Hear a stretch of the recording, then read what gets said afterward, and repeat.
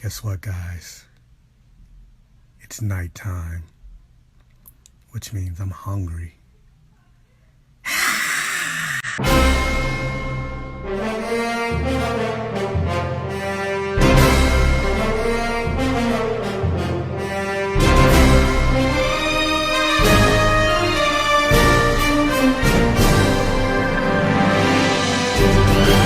It is officially October 2020, and despite this year pretty much being a horror movie, we are officially in horror movie season. And actually, there's a lot of interesting horror slash monster properties that I've seen coming out this month that I'm really excited about. Horror was always my favorite genre, and it's actually the thing that got me interested in superheroes and fantasy in the first place. So with that said, Netflix actually just released its latest original property, and it's called Vampires vs. the Bronx. And Vampires vs. the Bronx is a horror comedy directed by Osmani Rodriguez and written by Osmani Rodriguez and Blase Hemingway. I think I'm saying that right. And it tells the story of when gentrification from an unlikely and deadly source creeps into the Bronx, a group of teenage friends rally to save their beloved local bodega and fight against a supernatural force intent on taking over their home at all costs. And one thing that I noticed almost immediately with this movie, like this movie had a lot of 80s nostalgia to movies like The Lost Boys, The Goonies,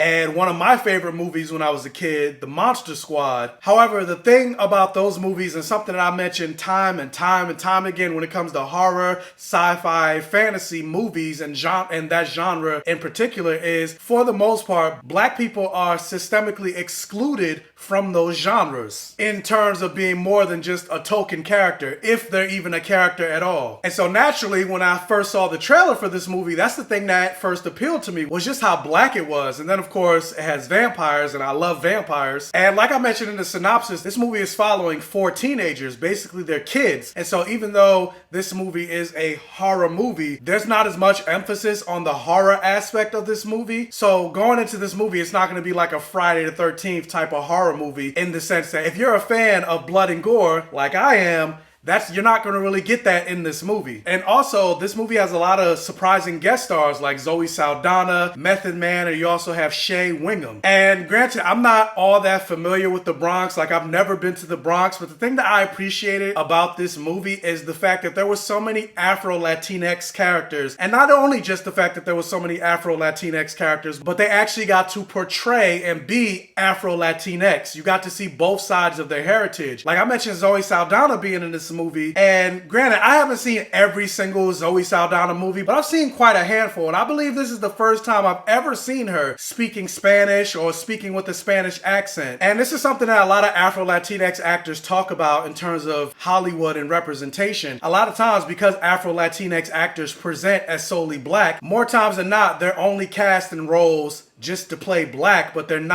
don't get to represent both sides of their heritage. And so that was definitely refreshing to see in this movie. Even going into comics, take somebody like a Miles Morales, who is both black and Puerto Rican. He's Afro-Latino. Most people just present him as simply being black, but then they completely ignore his Hispanic heritage. But being a vampire property, you could definitely tell that the people behind the scenes had a lot of love for a lot of vampire lore that came before it, because there were references to Stephen King's Salem's Lot. The vampires in this movie looked like they could have come straight from Buffy the Vampire Slayer. There was a lot of emphasis and references to Blade. And overall, I would say, like, for the most part, there was nothing subtle about this movie. Like, this movie was definitely an allegory for gentrification. And not even just the fact that you have this movie being called Vampires vs. the Bronx. So just in the title alone, it's pretty self-explanatory on what this movie is and what you're gonna get for this movie. But also, all the vampires in this movie were also real estate developers. And then not only that, but all the vampires in this movie were white. And gentrification is a huge problem that's happening in black communities across America. And so yeah, this movie was very on the nose when it came to that aspect of the plot. One thing about this movie, and a lot of movies like it, that I'm a little tired of them portraying this trope over and over and over and over again.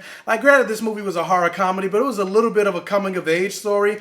And more times than not, when it comes to black coming of age stories, they always have to include some level of gang element element in the story. Even take a movie that I really enjoyed from I believe it was 2015, called Dope. And it's just like, can we get a black coming of age movie that doesn't have gang activity in it? And yes, I get it. In black and Latinx communities, gang activity is a big problem. However, take my life, for example. I grew up in the hood. I was never involved in, and nobody from a gang ever came up to me to try to recruit me. But yet in almost every black coming of age story, there's always some level of gang activity. I'm just like, can we get something else, please? But yeah, despite all of that, overall, I think the best word to describe this movie, I thought it was cute. Like, granted, yes, I thought some of the acting could use a little bit more work, but yeah, I thought the movie was cute. That's really all I can say about this movie. Like, yeah, I thought certain moments got a little cheesy, especially towards the end. The movie was less than an hour and a half, so it's an easy watch, it's an easy binge, and there wasn't really much to it. And overall, I would say Vampires versus the Bronx, for me, broke even. And in a world where you're just looking for things to watch, looking for things to entertain you because there aren't any movies coming out in theaters or anything like that, like, yeah, I would recommend watching this movie. Like I said, it was cute. That's the only word I can describe it. It was cute. But the question is, have you guys seen Vampires versus the Bronx? Did you agree with me? Did you also think it was cute? Let me know down in the comment section below. Also, if you can, hit that thumbs up button and like this video to really help out the channel.